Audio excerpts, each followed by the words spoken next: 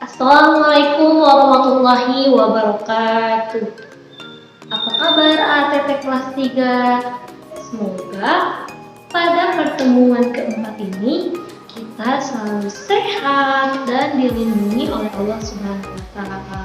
Dan untuk ATT yang sakit, semoga Allah angkat penyakitnya. Seperti sedia ATT, ada yang tahu pada video pembelajaran kali ini kita akan belajar apa?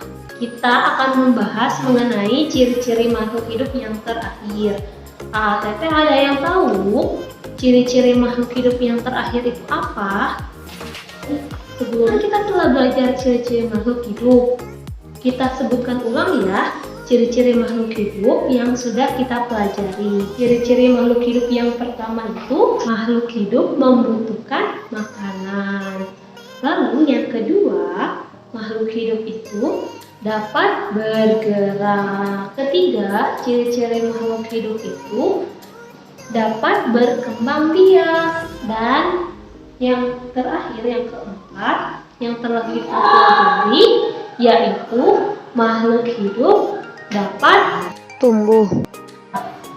Nah, pada video kali ini kita akan belajar mengenai ciri makhluk hidup yang kelima, yaitu makhluk hidup dapat bernafas.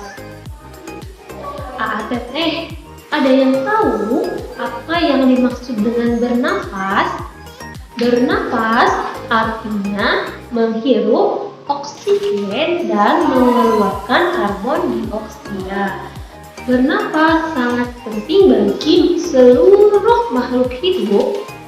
Tanpa bernafas, makhluk hidup bisa mengalami yang namanya kematian.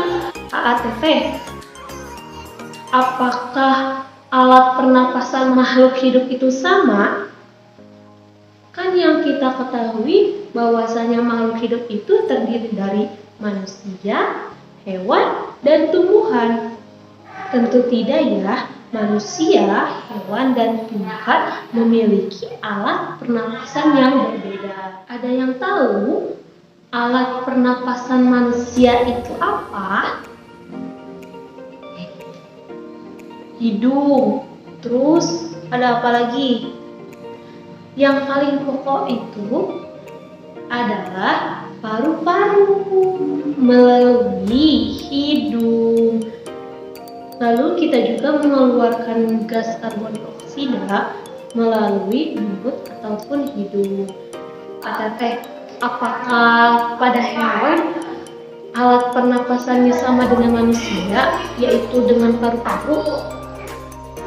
Sama ya, tapi pada hewan itu bermacam-macam alat pernapasannya sesuai dengan kondisi di mana hewan tersebut tinggal.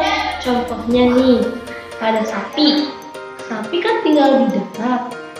Nah, alat pernapasannya itu paru-paru. Tapi ada juga loh yang tinggal di air, tapi alat pernapasannya paru-paru. Coba hewan apa itu? Jawabannya ikan paus.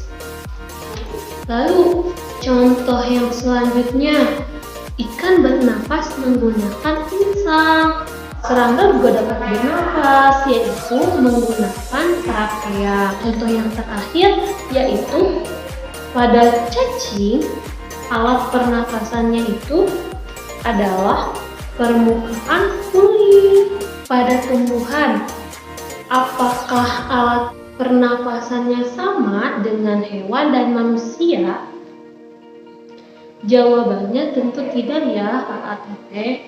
Karena pada tumbuhan, alat pernapasannya berupa stomata atau yang sering kita sebut mulut daun. Juga pori-pori kulit batang yang disebut lentisel. Oh iya ATT, setiap makhluk hidup membutuhkan yang namanya udara untuk bernafas. Udara yang dibutuhkan oleh manusia ini itu berupa gas oksigen yang jumlahnya tidak terbatas. Saat bernafas, makhluk hidup menghirup oksigen dan mengeluarkan karbon dioksida. Gas oksigen yang kita hirup berasal dari hasil proses fotosintesis pada tumbuhan. Pada proses fotosintesis, tumbuhan menyerap karbon dioksida dan mengeluarkan oksigen. Teteh, tahu tidak?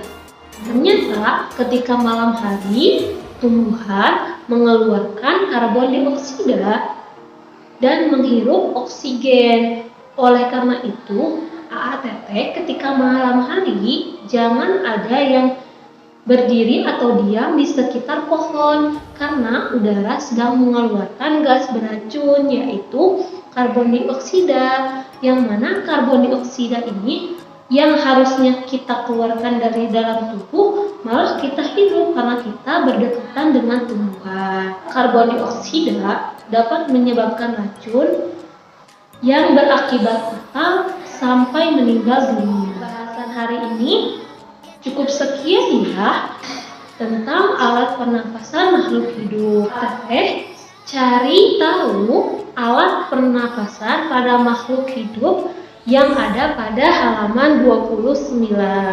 Cari tahu ya dari hewan cacing, paus, katak, dan beruang. Selamat mengerjakan ATT di buku paket. Kita evaluasi kembali ya pembelajaran dimulai dari pertemuan pertama sampai sekarang. Benda mati itu benda yang tidak bisa bergerak, hanya saja dapat digerakkan. Contohnya seperti batu, kursi, meja, bola, dan alat-alat lainnya.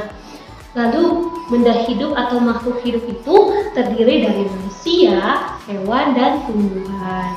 Setiap makhluk hidup memiliki ciri-ciri sebagai berikut.